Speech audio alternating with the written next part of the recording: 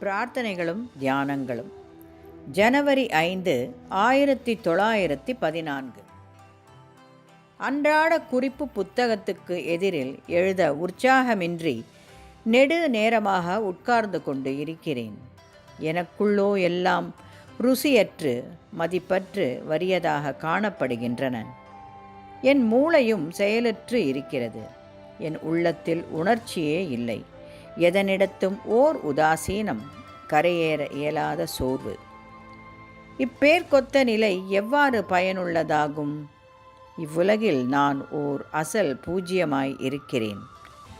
நின் திருவுளம் நிறைவேற வேண்டும், நீ வெளிப்பட வேண்டும், நின் அரசு இனிது இசைப்பட்டு இப்புவியில் தோன்றி செழிக்க வேண்டும்.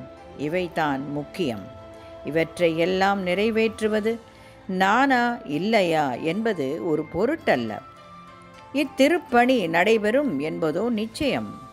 கவலைப்பட தேவையே இல்லை.